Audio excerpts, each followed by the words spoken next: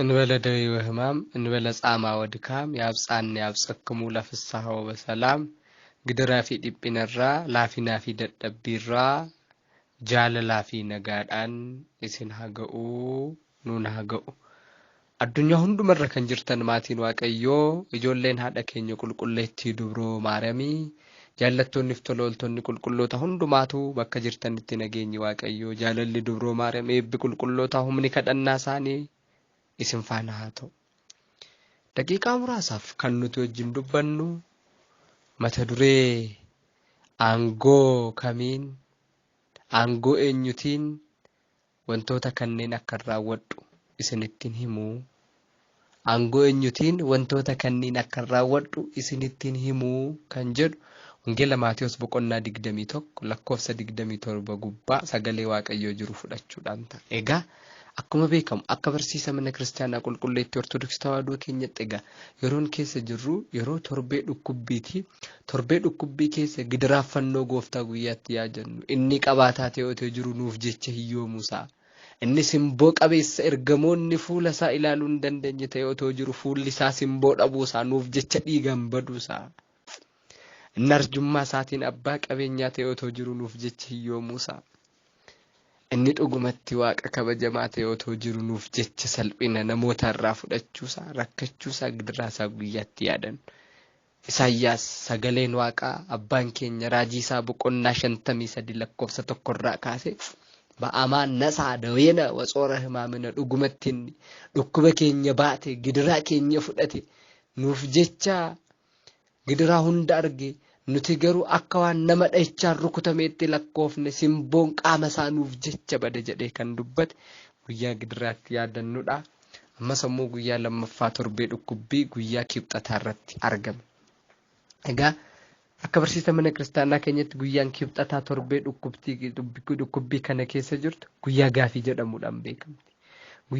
jedhamuudhaan beekamti ayhuudonni uumama ta'anii otoo jiran uumaa isaanii nama ta'anii otoo jiran waaqa isaanii namoota ta'anii otoo jiran gooftaa gooftota guyyaa gaafii itti gaafatanidha wangeela maatiyoos boqonnaa 21 lakkoofsa 23 haga 27 guuturra deebii isaanii arganna guyyaa gaafii jedhamti ayhuudonni Yesuus Kiristoos raajiif dinqii raawwatu maaliin akka raawwatu fayyina dhala namaatiif ta'u beenyummaa dhala namaatiif kaffale akkamitti akka inni gochaa ture kan itti gaafatanidha hammeenyan guutamani wangeela maatiyoos boqonnaa 23 digdhiifama wangeela maatiyoos boqonnaa 21 lakkoofsa 23 haga 27 gubbaatti akkana jedha gara mana qulqullummaatti ol seenee osoo barsiisu hangafoonni lubootaa fi jaarsonni biyya gara isaatti dhiyaatanii angoo maalitiin kana raawwattaa angoo kanas eenyutu siif kenne jedhaniini Yesuusis deebisee anillee gaafii tokko isinan gaafadha yoo isin sanatti himtanii anis ammoo angoo maalitiin kan akka raawwadhu sinittan hima cuuphaan Yohaannis eessaa turte samiirraati moo nama biraati jedheeni isaanis walii isaanitti haasa'anii yoo samiidha jenne egaa maaliif ittiin amaninaa reenuun jedha ay namarra yoo jenne garuu ummanni baay'een raajicha Yohaannis ni jaalatuuti ummata ni sodaanna jedhani gara Yesuusittis deebisanii hin beeknu jedhanii innis ammoo anis angoo maalitiin kan akka raawwadhu isinitti himu jedheeni waa'ee sagalee isaatiif maqaan waaqayyoo kan galatoomee fi kan eebbifame nuuf haa ta'u anis isinitti himu jedheeni jedha ilaala otoo inni gara mana qulqullummaa seenee barsiisaa jiruuti gaafii kana kan gaafatan egaa kanarra maal nu hubachiisa wanta ta'e akka inni wanta gaafii isaanitti uume amantaa isaanii jalaa kan duubatti oofe lapheen isaanii sammuun isaanii hubachuu kan dadhabde icciitii tokko akka inni barsiise nu hubachiisa maalirraa ka'anii kana gaafatan maaliifis gaafatan jennaan akka beektonni mana kiristaanaa keenya nutti himanitti guyyaa gooftaanii gara mana qulqullummaa kanatti seenee ture raajii Isaayyaas boqonnaa 61 lakkoofsa 1 irratti waa'ee fayyisummaa fi addunyaadhaaf beenyaa kaffaluusaa kan raajame isaan barsiisee ture. Raajii Isaayyaas boqonnaa 61 lakkoofsa 1 irratti akkana jedha. Hafuurri gooftaa koo kan Waaqayyoo anarra jira. Warra hiyyeessotaaf misraachuu akka lallabuuf Waaqayyo na dibeeraati. Lapheen isaanii kan cabee akkan ijaaruuf. Warra booji'aniifis bilisummaa akkan kennuuf. Warra hidhamaniifis hiikumsaa akkan dubbadhuuf na ergeera. Bara jaallatamtu Waaqayyo guyyaa Waaqayyo keenya saloo itti ba'u akkan dubbadhuuf. Warra boo'anis akkan tasgabbeessuuf na ergeeraati kan jedhu isaan barsiisaa ture. Sanarra dhaabbatanii warra hiyyeessotaaf misraachoo labsu. Warra lapheen isaanii caccabe ijaaruun, warra booji'aman bilisa baasuun, warra hidhaman hiikuun, waa'ee dubbii hiikumsaa dubbachuufiin guyyaa jaallatamtu Waaqayyoof guyyaa Waaqayyo haloo itti ba'u dubbatanii himuun, warra boo'anis tasgabbeessuun koo aangoo barbaada. Kana raawwachuu kan danda'u Waaqayyoon kana eenyumtuu hin jiru. Tokkos eeyyiklaa haaduhi eenyumaafuus hin danda'amu. Kanaafuu ati aangoo maaliitiin kana raawwatta? Aangoo maaliitiin kana raawwatta? Aangoo kanas eenyutu sii kenne jedhanii kanarraa ka'anii isa gaafatan. Isaan dhugumatti ilma Waaqayyoo akka ta'e, tawaayidoodhaan kabajame, Waaqas akka ta'e, nama goonkaa, Waaqa goonkaa akka ta'e hin barre ture.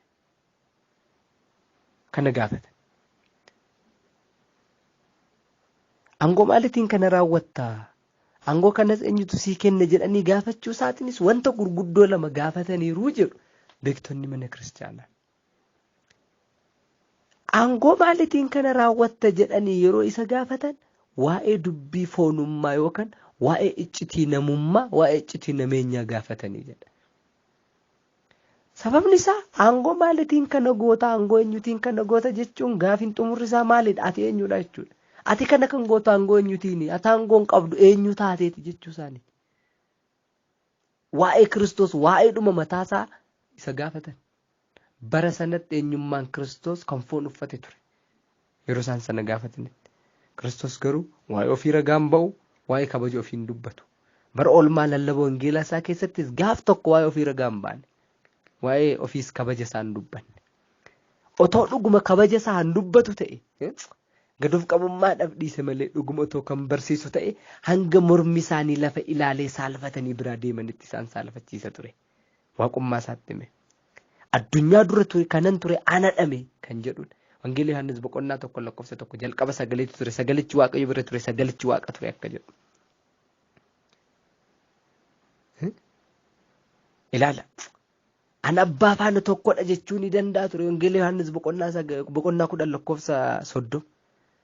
Hunduu anaan ta'e jedhaani. Wangeelii Yohaannis boqonnaa 1 lakkoofsa 3 zaboottuu kulluu koona waza invaliyuhussa alvoza koona. Isaan ala kan ta'e homtuu hin jiru. Isaan ala kan ta'e homtuu hin jiru. Ilaala. Addunyaa hunduma kan uume anadha jechuu ni danda'a ture. Erga qulqulluu Phaawulos gara warra Efesoon boqonnaa 2 lakkoofsa 10 dubbisa. Hojii gaarii akka hojjennuuf Yesuus Kiristoosiin uumamne jedha. Bara booddeettis foon kanan uffadhe jechi anadha. Wangeelii Yohaannis boqonnaa 1 lakkoofsi 14 irratti jechi yookaan sagalee Waaqa ta'e akka jedhu. Ara waan meeqatti himuu danda'a? Abbaa keenya jettanii kan isin dhaaddattan tajaajilaa amanamaa koo Abrahaam dura kanan ture anadha jechuu ni danda'a. Wangeelii Yohaannis boqonnaa 8 lakkoofsa 58. Isin ittiin dhaaddattu. Inni garuu guyyaa koo arguudhaaf jaallatee ture. Isa dura anatu jira jedhee inni uumaa Abrahaam ta'uusaa itti hima ture. Daawit Faaruu 18 irratti እግዚአብሔርስ ንጉሡቱም ቅድመ ዓለም Waaqayyo addunyaa kana dura footii ture akka jedhe kan hundumatti himuu danda'a ture. Waa'ee waaqummaa isaa ateenyoodhaan ni gaafatan ka isaan kana duban. Inni garuu hin dubbanneedhaan nama ajaa'ibu. Inni garuu hin dubbanne. Maali? Obsi akkana fakkaatu obsa akkamiiti jedhamee kan dinqisiifameef obsa isaa isa bara baraa sana gadoof qabummaadhaan callise malee gadoof qabummaan akkasii gadoof qabummaa akkamiiti kan jedhame gadoof qabummaa isaa ishee galateeffamte sanaaf callise malee mataa lafa isaa laalchisuu danda'a jedha. Garuu ittiin himne hin callise. gooftaa miti otoo Phexros isa duuka bu'ee gooftaa hordofe sanayyuu otoo gaafataniiru ta'e maal itti deebisa laataa jedha abbaan keenya qulqulluu Yohaannis afaan warqee wangeela Maatewos boqonnaa 16 lakkoofsa 16 irratti inni jiraataa ilma waaqayyoo qulqulluu jiraataa waaqadha inni si jedhee itti deebisa ture. Amantaa abboota 318 otoo gaafatanii inni kan dhalate malee kan hin uumamne waaqa dhugaati jedhuun ture jedha. Garuu kana hin dancallise. Itti aansees ይህ ስልጣን ከየት አገኘ አንጎ ከነ eenyutu siif kenne eessa argatte jedhanii otoo hin beekin waa'ee iccitii sillaasee waa'ee dubbii sillaasee gaafatanii jedha. Gaafii kana yoo laaltan aangoo kana eenyutu sii kenne jechuun xumurri gaafii kana kan inni fakkaatu kana hin raawwattu yoo raawwatte iyyuu garuu nama aangoo qabu wayitiin walitti dhufeenya qabda akka jechuuti. Dhuguma immoo Kiristoos aanga'oota abbaa amalummaa isaa kan ta'e Waaqayyo abbaa wajjin jireenya amalummaa isaa kan ta'e Waaqayyo hafuura qulqulluu wajjin waaqa tokkodha kaa. Wangeela Yohaannis boqonnaa 10 lakkoofsa 30 abbaan tokko jedhame. Dhugumas inni mee akka wangeela Yohaannis boqonnaa 1 lakkoofsa 1 irra barreeffame jalqaba sagaleetu ture. Sagaleessuun waaqa bira ture, sagaleessuunis waaqa ture. Kun hunduu jalqaba Waaqayyo bira ture kan jedhame sagalee dhugaati bar. Maal kana qofadha? Abbaan keenya qulqullichi Abuliidis amantaa abboota irratti አብኒ ልቦሙ ለወልድ ወለመንፈስ ቅዱስ ወልድኒ ቃሎሙ ለአብ ወለመንፈስ ቅዱስ ወመንፈስ ቅዱስኒ እስትንፋሶሙ ለአብ ወለወልድ ይላል። አባን ilmaaf hafuura qulqulluudhaaf laphee isaaniiti kan ittiin yaadanidha. Ilmi abbaaf hafuura qulqulluudhaaf jecha isaanii kan ittiin dubbatanidha. Hafuurri qulqulluunis abbaa fi ilmaaf hafuura jireenya isaanii kan ittiin afuurfatanidha jedhee kan dubbate inni dhuguma abbaaf hafuura qulqulluu wajjin tokko kan ta'e dhuguma aango'oota addunyaa hunduma uuman keessa isa tokko kaa.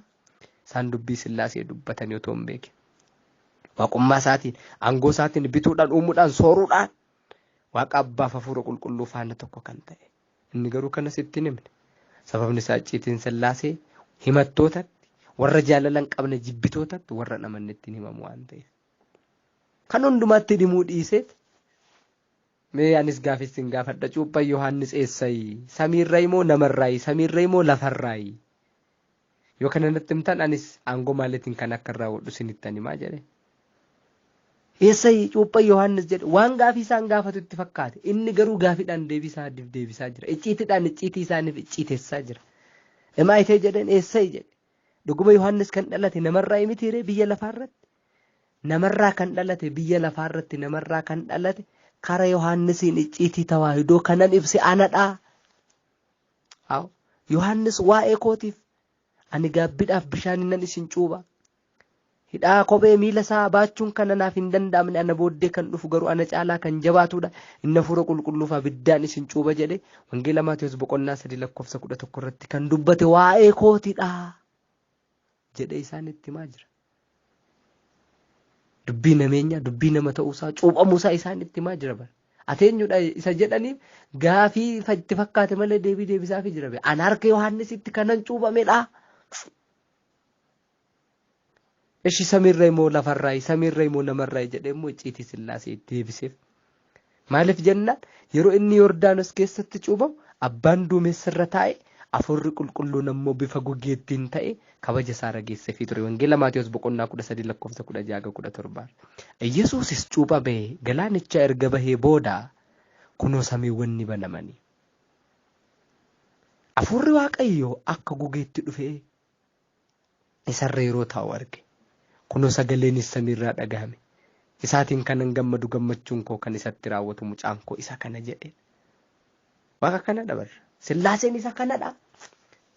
Ilmi qaama addateen yeroo dhaabbatee galaana Yordaanos keessa cuuphamu hafuurri qulqulluun bifa gugeetiin yoo bu'u abbaan samiirraa yeroo rageessu kunoo sillaasee ilaala eenyutu kana siif kenne naan jettani abbaa koo isa samii isa waa'ee kootiif ragaa ba'edha hafuura qulqulluu isa waa'ee kootiif bifa gugeetiin gara lafaa dhufedha. Isaan bee waan gaafii gaafatus inni deebisa. Waaqayyo qalbeeffannaa akka nuu kennu jaalala isaa nuuf haa ta'u. Egaa yeroo kana jedhuun yoo lafaa jenne ummanni Yohaannis ni jaalata nutti mufatu yoo samiirra jenne erga samiirra ta'e maaf itti amanuu diddannuun jedhanii sodaatanii hin beeknu jedhanii dhuguman beekani otoo kan lafaan fixin samii gaafachuu dhaqani be humna isaanii wallaalani be hamma sammuun isaanii hubattu wallaalan gaafii gaafachaa waaqa deebii isaaniif kennuuf gaafii gaafatamaniif deebii dhaban kan samii otoo hin beekin kan lafaa otoo hin beekin kan samii gaafachuudhaaf jarjarani nama ajaa'ibu kana baran kabroo guyyaan kibxataa torbee dhukkubbii keessa jirti guyyaa walakkaa gorsa hamaa Ayhuudotaa jedhamti Ayhuudonni guyyaa wiixataa jalqabaniiru kibxanni guyyaa lammaffaadha gorsa hamaa ni ajjeesnaa galaanatti gannaa seefidhaan morma murra dirsaa namaa yaa'u irratti samuun matsaafa himaamaat irratti gibra himaamaat irratti akka ta'e wanta hedduu irratti mari'atanii egaa walumaa galatti guyyaa kana yaa gooftaa ati isa samii yeroo taatu warra lafaa wajjin ati isa uuma yeroo taatu uumamtoota faana ati mootii mootota yeroo taatu nama salphaa faana akkamitti gaafiif deebii deebiste yaa gooftaa waa'ee gaduuf qabummaa kee kana ni ajaa'ibsiifanna jennee kan itti boojnu isarraayis gaduuf qabummaa kan itti barannudha maqaan waaqayyoo kan nu barsiise kan galatoome kan eebbifame nuuf haa ta'u nama firee buusu nuuf haa taasisu bakka jirtanitti addunyaa hundumarratti nagaan waaqaa araarsummaan maaramii jaalalli qulqulloota hundumaa isiif faana haa ta'u